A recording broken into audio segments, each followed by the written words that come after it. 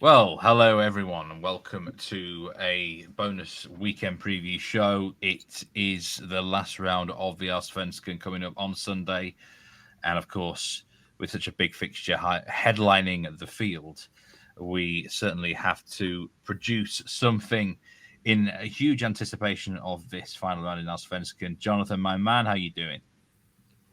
Hi, Steve. Hi, everybody. It's currently quite late at night, actually, and Steve's persuaded me. I'm in the middle of some deadlines on my master's degree, but I've taken a break from the books to preview this incredible end to the season on Allsvenskan.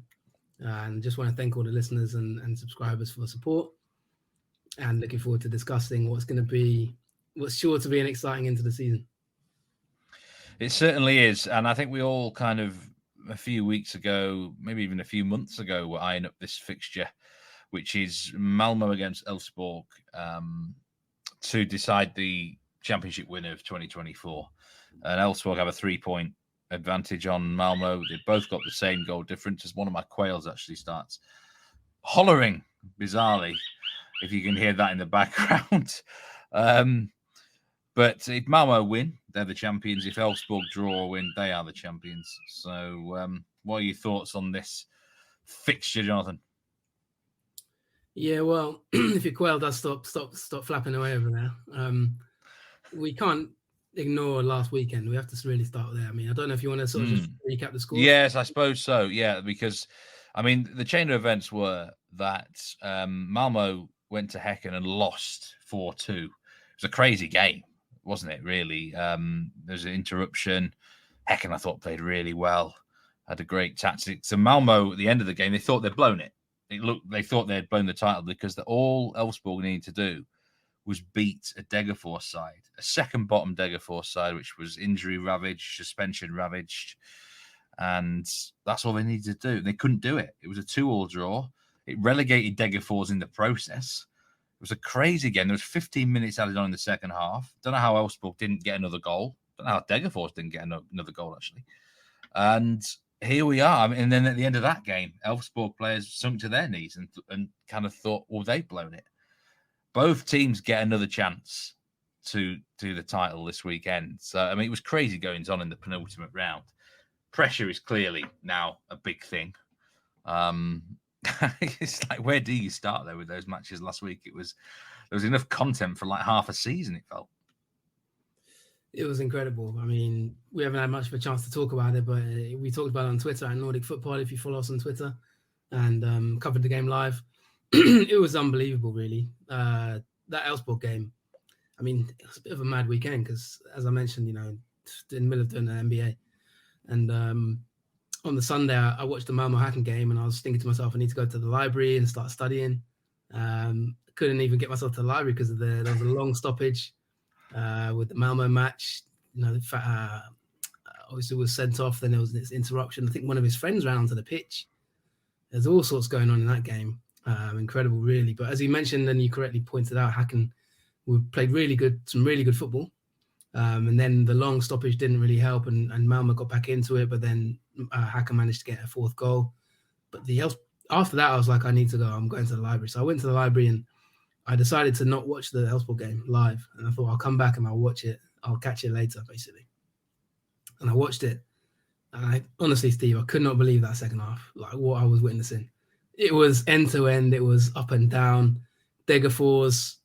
I've said it all season, Steve. There's something about Degerfors. I mean, it's sad to see them go. We'll talk about that probably more, in the next episode, probably. But I have been thinking Degerfors their story's not run yet. I felt like there's something they're going to contribute somewhere in the season. I even thought maybe they'll get out of relegation. And yeah, it turned out that they've basically lined us up for this incredible finale by getting a draw against Elfsborg. Elfsborg have fluffed the lines, really. Let's be honest. 2-1 down, they came back. Ironically, Peter Guargis, who's on loan from Malmö, scored the goal to put Degerfors 2-1 up. He's on loan. Hugo Bolin, of course, is on loan from Malmö as well. So they had a few Malmö. How many times does that happen? That just always seems to happen. Like these loan players. I've seen it loads of times, like sending a team down or helping the parent club. Maybe, yeah. So he scored a brilliant goal, actually, Guargis. He used to be at Brighton as a youngster, under 21. moved back to moved to Malmö, and I really thought that I just couldn't believe Elfsborg couldn't get it done. I mean, if there was 15 minutes at a time, they got back in it. Then if one moment sums up for me, it was in the 90th minute or so. 2v1, Steve, they had to win the title. 2v1, they had a 4v2 to win the title. They fluffed their lines. It wasn't even the finish, was it? It was less the final pass was often the wrong pass. The decision making was poor. I've got to be honest, John. One of the things I've noticed in the last probably 3 months is that Elfsborg are terrible when they're the clear favourite to win the game. They've dropped some weird points, and even they only beat Varberg 2-1 a few weeks ago. Like when they've shown strong mentality, for example, when they beat IFK away, when they beat IFK at home. It's like when they're really favoured, though, they've struggled mightily with that weight of expectation.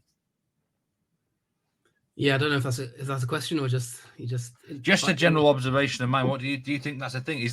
Could that be a bit of encouragement for Elfsborg going to Malmö as an underdog now? Well, I don't know. I mean, yeah, you're right in terms of the pass from Hedlund. It was. I remember knowing it down, just thinking, how on earth can you mess that up? I mean, Elfsborg have struggled with the forward areas, I think, and I think that game summed it up really. They just don't have, like, in my opinion, a sort of real clinical striker. Keith Telling, he's not had an amazing season at Malmö, but at least he's the top scorer in the league. Elfsborg don't really have that. They've got a lot of good attacking midfielders, like Andrejka, who's left, obviously. Bernhardsson, who scored a cracker against the IFK the week before. Per Frick's okay at times, but he's not really a top level, I don't think, sort of goal scorer in that sense. Jeppe Ockels has done really well this season as a forward as well.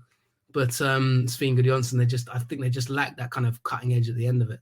But yeah, I mean, it could encourage Elfsborg. I mean, this game's going to be red hot. They've got 2,000 fans traveling to Malmö for this. Apparently, all the away tickets are sold out. I think apparently I read something like 200 buses are traveling from Elfsborg to Malmö for this game. Elfsborg haven't won the title since 2012, so this is potentially going to be their first title in a decade, and it's the first time, Steve, since 2009 that the Allsvenskan title has gone down to the final day, when AIK played IFK Göteborg and AIK ended up winning the title first against second.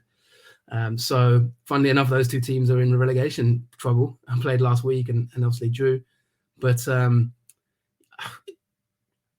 I think Elfsborg, I mean, they're not really underdogs, are they? Because they're top of the league. So at the end of the day, I don't really know if I would consider they can consider themselves underdogs. I mean, this would be a massive monumental flop. So I think the pressure is on them. It's not as if they're going away and they know that they have to win.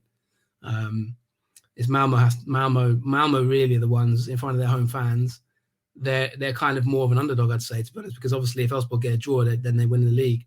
So listen, one thing I'd say is Elfsborg have sort of shown this season time and time again away from home, when they're an underdog, they know how to perform. The Djurgården away, the Djurgården away game to me stands out in my mind when they tore apart Djurgården, and Djurgården are one of the best home teams in the league. So, and let's not forget they beat Malmö 3-0 earlier in the season in the home fixture, and they really totally outplayed them. So who knows? It's an experienced team. They've got the likes of Johan Larsson, Niklas Hult. They've been around the block, players like that. They've got a really good goalkeeper. Valdemarsen's had a good season. They've got a good midfield. I think Boateng and Baidu should be back. Baidu obviously missed the game, the last match suspended, which I think was a massive blow for them against Degerfors. I think if he'd played that, they'd have won. I think they really missed him in that midfield. And it's all to play for, Steve. Well, when I say favourites for Malmö, I mean they're a clear favourite with the bookmakers. Best price at 1.79 to win this game and therefore to win the title. So in that respect, but I mean there's pressure on both, like you said. How do you think Elfsborg will approach the fixture? Will they just come here and play for the 0-0 and then hope that hold on for the 0-0 and then Malmö eventually have to go for it and maybe they can pick them off on the break? Or will they, do you think, early on try to assert some dominance themselves? I think, this is one of those games where, it, Steve, end of season, strange things happen. Mm-hmm. If this was an ordinary game, 3 games to go or something, I would say maybe they're going to approach it in a defensive mindset, and they'll sort of see how it goes. But this is, if there's an early goal in this game, I can see total chaos. To be honest, I can see it being up and down. I really think that this is going to be one of those games for the ages potentially. I feel like I hope we get an early goal from somewhere that can really change it. But I think Elfsborg, they tend to sort of, the way they approach these kind of games is they're positionally quite good. There's a really good article, by the way, in The Independent. For those who haven't seen it, we've tweeted it on Twitter at Nordic Footpod. Just sort of like looking at the history of the fixture and the managers and stuff, which, it was rare to get international coverage, isn't it, of Swedish football. So check that out if you can. There's a good article by Lawrence Ustaler. I think that they'll approach it as they normally approach it. Jimmy Tellin has come out and sort of said that, they're going to approach it in the same way as they do most games. And that's going to be with a bit of attacking intent, but with a bit of conservatism as well. Elfsborg are a kind of measured team.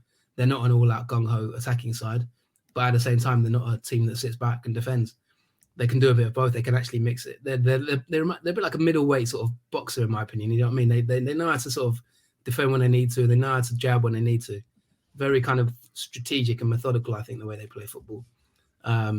Maybe that's because they lack, like I say, that aggressive striker where they can really destroy teams. They're not like a Hacken of. They're not like a Deontay Wilder, are they? They go with like the big knockout punch. They, like you said, not necessarily no, but they sort of they jab and weave, aren't they? They duck and weave. They're quite evasive. I think they've got the best defensive record in the league, if I'm right in saying, or if not the most clean sheets. I can't remember now off the top of my head. Best defensive record, and that's kind of how they've built their success, really. Malmö, of course. For those who don't know, we've got a Y-Scout blog this week out on Y-Scout Huddle blog, our partners Y-Scout, on Sebastian Nanasi. He's going to be a key man for them. And they'll approach it in the same way that Henrik Rydström likes to approach it, possession-based style, kind of they're more like a jazz band, aren't they, Malmö?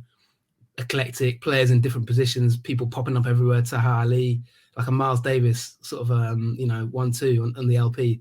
So, Ali, Nanasi, Vecchia, although they've stuttered a little bit in recent weeks, you know how they're going to play. They're going to come out and they're going to be attacking it. But they're not in amazing form, Malmö. I really don't think they are firing in all cylinders. Even last weekend's result was sort of epitomized really their season, to be honest. There was spells where they were okay, but there's spells where they were really poor. I think we're in for a cracker, Stephen. I just think, like, to answer your question, I just feel like we're in for like the last game of the season. It's just wild, isn't it? Madcap. I can see red cards. I can see goals galore. Yeah. Like, I can see the managers on the touchline going mad. One of those games where just everything's going on every 5 minutes. I can see flares all over the place. I can see the game taking 2 hours to finish.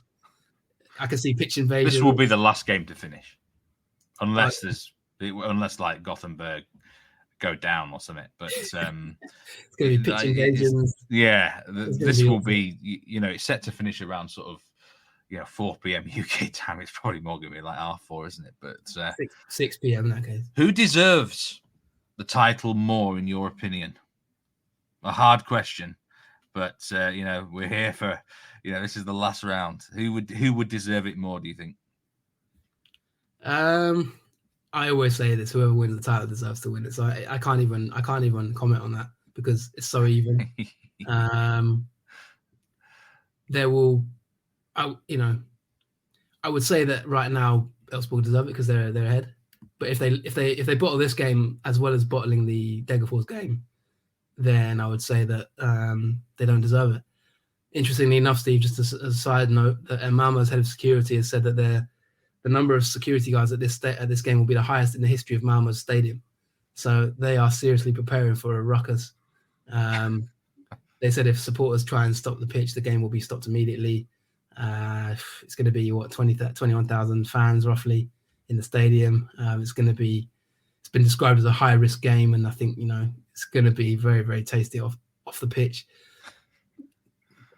I think if you look at it from the point of view of who would you expect to win the title, my preseason prediction was Malmö, but I thought they would win it quite comfortably, to be honest. And it did look at one point with maybe 10 the first 8 games. It looked like they were just going to walk the league, but they really stuttered. And I think Elfsborg have been really impressive in the way that they've approached the season. No one expected them to win the title. You know, they've gradually increased their performance levels in the last 2-3 years, but no one thought they're going to really win it this year, especially especially losing Ondrejka halfway through the season, one of their main players. So I really think that we'll find out who deserves it, if that makes sense. I mean, in terms of sort of rankings, there's various websites doing rankings at the moment of the teams, and you know, ranking the different players against each other and that kind of thing. And obviously, Busanello has been a key man for Malmö on the left. You know, Nanasi, as I mentioned earlier, he's been a top player. Then you've got the likes of Boateng, Ondrejka, Baidu, Roma, who's obviously left as well. Lagerbielke, who went to Celtic. You know, Elfsborg have had to deal with losing a good number of their players as well. So it's both teams have had little things to deal with. Hugo Larsson departing, obviously, for Eintracht Frankfurt mid-season for Malmö. So both teams have had real, things to deal with this season. And I just hope we get a game where it's decisive. You know, I hope one team either. I hope we don't get. I mean, we're not going to have a VAR decision, thank God. But I just hope whoever wins it deserves it. I hope it's not a controversial thing. But to answer your question, Steve, I don't know really. You don't even know who's actually going to win it. What's your prediction? I'm tempted to sit on the fence. I mean, if you're really pushing me, I would say Malmö at home, you've got to fancy them in front of their home fans. But Elfsborg have shown away from home they've got the balls to go away and win games. I mean, interesting enough, Pontus Jansson came out and said that he sent his whole family away for the weekend so that he can concentrate. So, he's got his game face on. He's ready. Obviously, he's a massive Malmö fan, isn't he? So this is big for him. He said the kids are going away. They'll get an extra night's sleep. His wife can sleep in the guest room, he said. So, Pontus Jansson's always a bit of a character, one for a good quote. So he'll be probably in bed now while we're recording this. But I really don't know, Steve. I think you can look at it two ways. Like, if I'm being honest, you could say that Malmö might bottle this because there have been certain games this season where they haven't performed, and I don't think they've been amazing in the second half of the season. I don't think they've really been fantastic. But at the same time, you could say that Elfsborg, have they already bottled it with that Degerfors game? Because I don't think you could really ask for much more than, especially knowing, Steve, after the Malmö loss, they knew that if they won, they were champions. It wasn't like the games were going on at the same time. They knew what was at stake. They just had to beat Degerfors. They'd have won the league in front of their home fans as well. The fans had a banner prepared. They were ready to celebrate.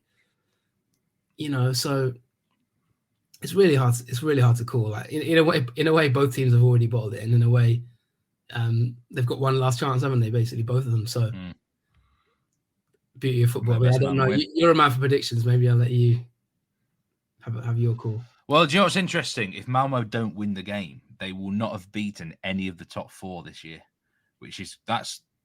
they definitely wouldn't deserve the title then, would they? I mean, Häcken have also done the double over Elfsborg, for example. So neither team have been amazing against the other team like Djurgården as well have took points off them both. So really, it's been these two sides are up there because they've been flat track bullies in a lot of games, to be honest.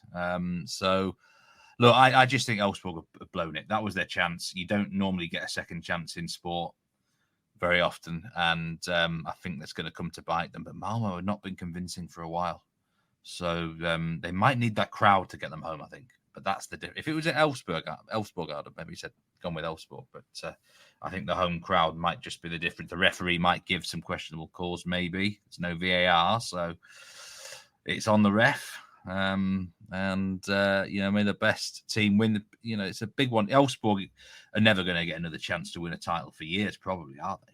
Let's be real. Well, you never know. I mean, they're really doing. They've been really good the last 3-4 seasons. I mean, one thing I should say is, by the way, I don't know if anyone's had a chance to see this on Twitter, but the Malmö's fans turned up to the last training session with flares and banners, and they basically made the training session like you've seen it a lot in your continental Europe. Like, they all turned up to that last training session and were lighting up flares and pyros and everything. Like, their fans are going to be pushing them all the way.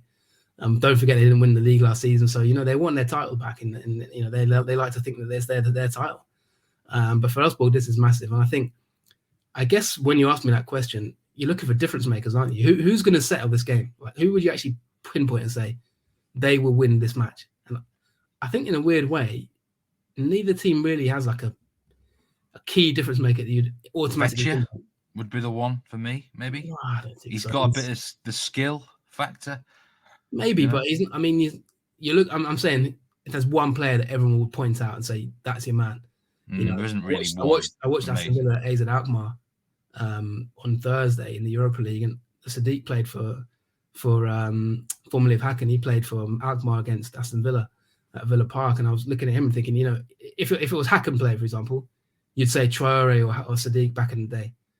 If it was Malmö of a few years ago, for example, you'd point out, well, there's one or two players that they had at the time, maybe Kiese Tellin or Christiansen or someone like that you'd point out and say, he's the man that's going to settle this. I don't really know who's going to settle this game. Maybe it'll be a Pontus Jansson header, Steve, from a corner. Maybe it'll be Johan Larsson might step up, your fantasy man. He's been captain, leader. He's good for a goal every now and then. Maybe someone like that. A big player. He's a player that's got to step up. Yes, there's a lot of experience in that team as well. And it might come. I hope it doesn't come to a mistake. I hope it's won by a moment of brilliance. If it is, but inevitably it could be a mistake. Could be the determining factor. But one thing we know is there won't be penalties. But it might be a penalty. But it won't be. It's not a cup final, so it's not going to penalties. But you never know. Just thank goodness there's no VAR. But what we have to say is, I mean, it's great, isn't it, Steve, that we've got, for example, the Independent writing about it. It's got a lot of attention, really, hasn't it? And it's going to be one hell of a finale. And I think it's a good advocate for a 16-team league, by the way, because it allows you a bit of room for this sort of thing to happen, doesn't it? More chance of it, yeah. We seem to have a lot of final day drama in Allsvenskan. And I think maybe that's part of the reason why. Yeah, I agree. Elsewhere was actually 4 positions which are already decided, which is quite unusual, especially with a 16-team league. But Häcken will finish 3rd, whatever. Djurgården will finish 4th, whatever. Värnamo are in the driving seat for 5th place. A word on them. I think they've been absolutely brilliant. Realistically, probably a point against IFK is going to be enough for them to finish 5th. They have no right to be anywhere near 5th with their budget, do they? But they're fully deserving of where they've been. It'll be them or Hammarby that get 5th place. Not that 5th place really matters for anything in terms of European positions or anything, but still, top 5, you can't knock that. If it was Värnamo, fair play to them. Well, I don't want to give any spoiler alerts or breaking news, but we might have a bit more than one word on Värnamo in the next week or so. But I won't say too much more on that. Stay tuned to Nordic Football Podcasts, Twitter, Patreon, social media pages. But yeah, they've been absolutely phenomenal.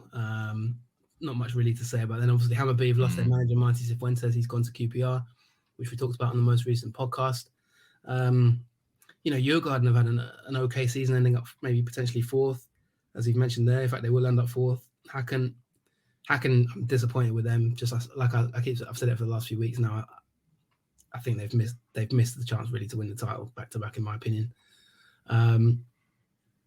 And then, you look further down the league. I mean, we've got to talk about relegation, haven't we, Steve? Well, yeah, it's the 15th and 16th spots are determined. Varberg somehow blew a 3-0 lead with 20 minutes to go last week to lose, just to sum up their season. Degerfors are down now. I mean, you could say they went down swinging, though, at least. But they're gone. I've got a feeling they might bounce back, actually, quite quickly. But Brommapojkarna, you said, didn't you, that they're the sort of team who can just get a random win out of nowhere, and they did. They beat Mjällby away. That's no easy feat.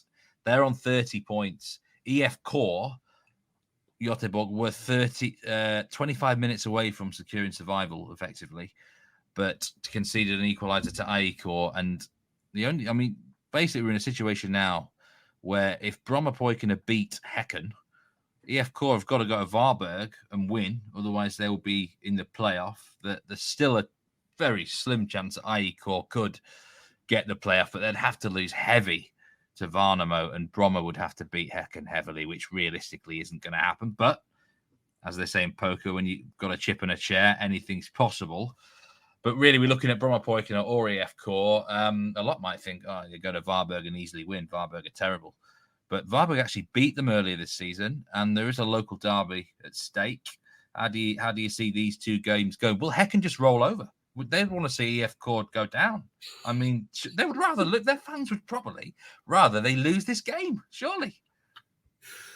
The dark arts, Steve, of football. The dark art. This is why football is the greatest game, isn't it? Like this is Houdini time. I'll be honest with you. This is like ghost time. You couldn't write a better final day in the sense of Geis already back up. Congratulations to Geis replacing Degerfors. Famous historic team in Gothenburg. Going to be the first time, Steve, in pod history we'll be covering Geis. But Sickens have secured the playoff, I think, as well. Yeah, and Häcken have obviously won the league last season and been in Europe. Could they fold and let IFK go into the relegation playoff? Now, let's be honest. I think IFK would probably win the relegation playoff if I'm a bit like just to kill joy a little bit. But playing Varberg away on the last day as well. That people would like bookmakers and in your line of work, Steve, you'd have that written down as a banker away win.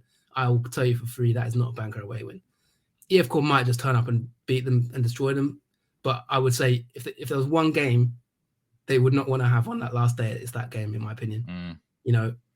Psychologically, losing that game would be if it gets to sort of like 35 minutes and they're not winning, the pressure. I'm sure they'll take a lot of away fans because it's only down the road. Like Varberg would love to go out and take IFK with them. That would be So I think that's going to be a real game to watch as well. In IFK probably need an early goal just to settle things. You know what I mean? It's one of those games where they've got more quality on paper, but they need to kill that game quick because the longer it goes on, I think the more the nerves will come in.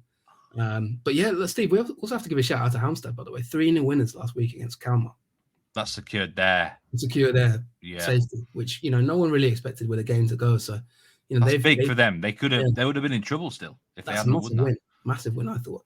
So that they've basically secured their survival for another year, which is a really big achievement. Especially the way they were plummeting earlier in the season. I mean, them and Brommapojkarna were like stones, weren't they? Plummeting. They looked in huge. I was really, really worried. I think they deserved to stay up over the whole season. I was really worried that they might blow all their good work at one stage, but they managed to just do enough. But it's Brommapojkarna that have fallen into that trapdoor. And listen, Häcken are they've been poor away from home in the last sort of 2-3 months. All season, really. So I think the Brommapojkarna could beat them, to be honest, especially just having played in Europe. I think that Brommapojkarna could win that game. But I don't think IFK can be too comfortable. And AIK, like you said, there's a goal difference swing potentially there. It should be safe, but. Well, it's one of those where, if there's early goals for Bromma, I've got to be honest, Häcken, I thought, looked really tired on Thursday against Molde. Like, it just looked like it's been a long season. They played a lot of games in Europe. Didn't they win the cup as well earlier I can't remember who actually won the cup this year. I think it might have been Häcken. But they've had a lot of football, and this Bromma is a very winnable game for Bromma. If they get themselves ahead early, then the pressure's on IFK. Just say Farnham did go 2 up.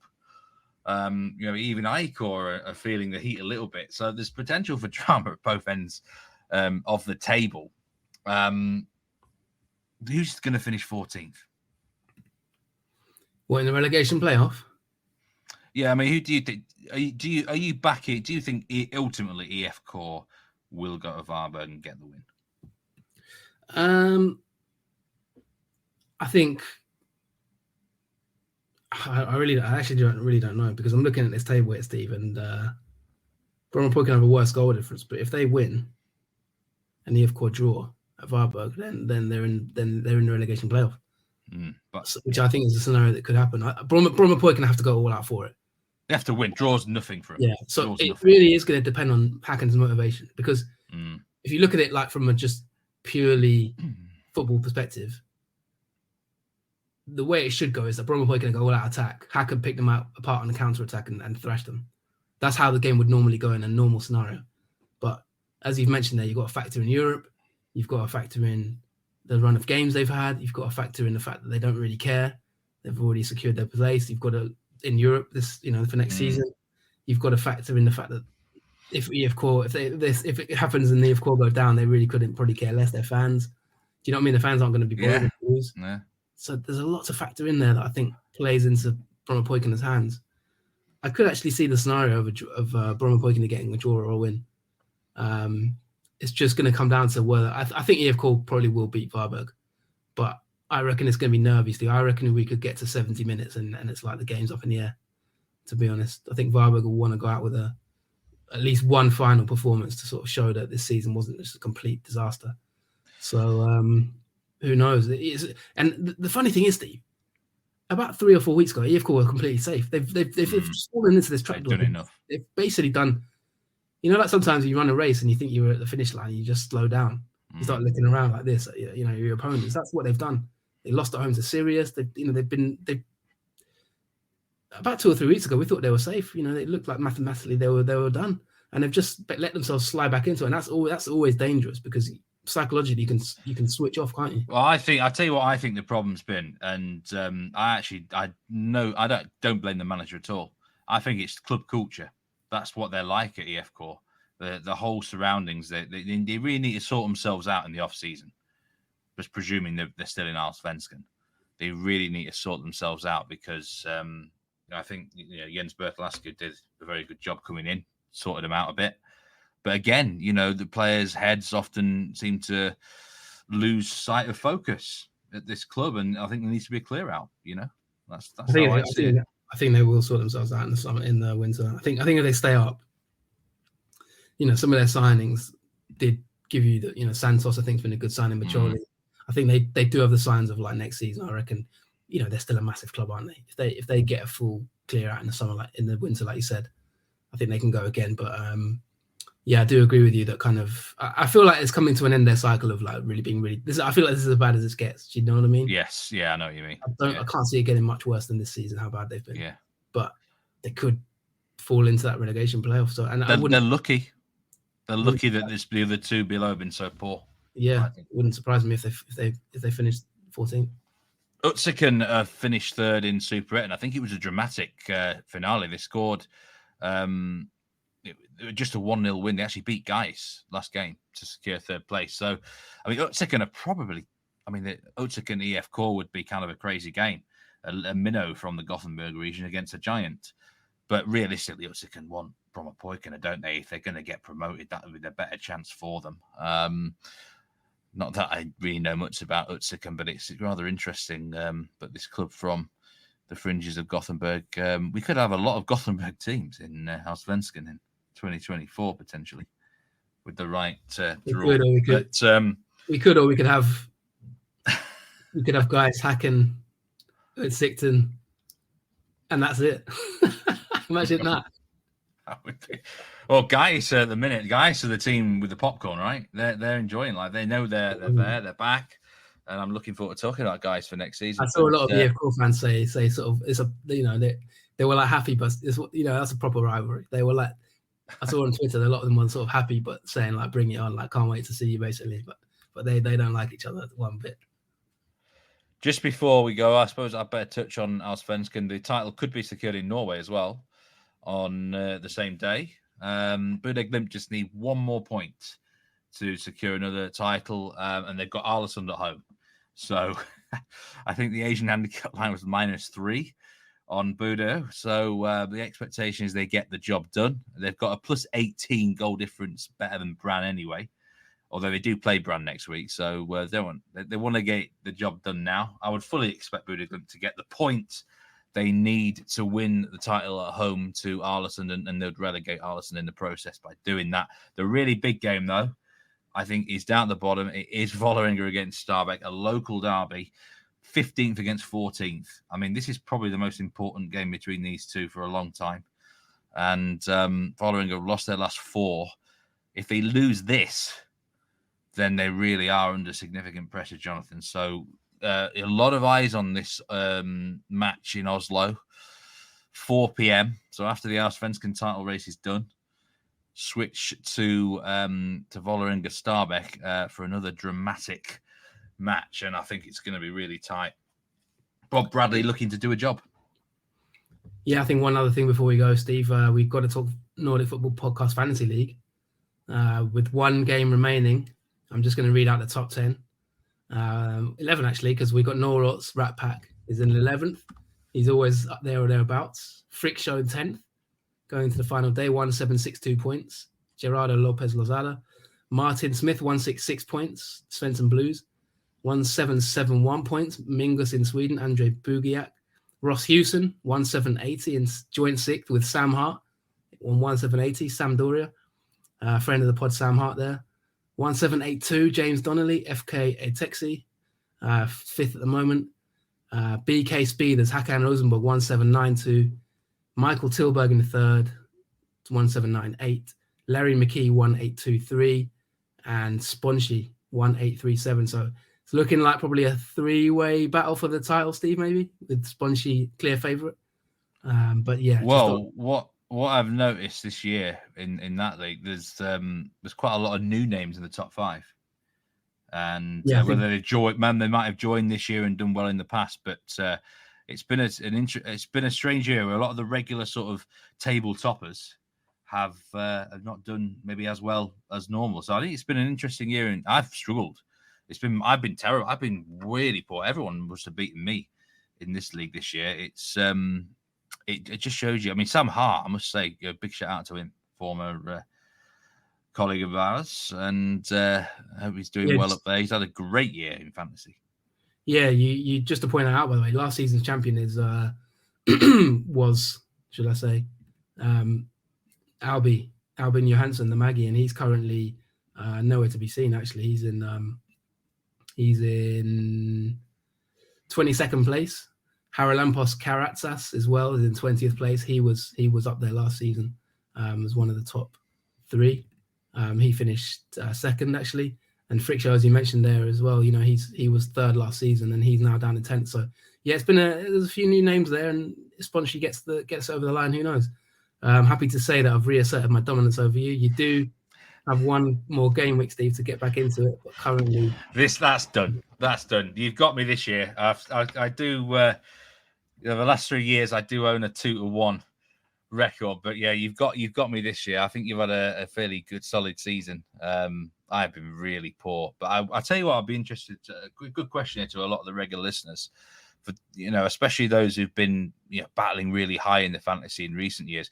What was different about this season to make it challenging for you guys, do you think?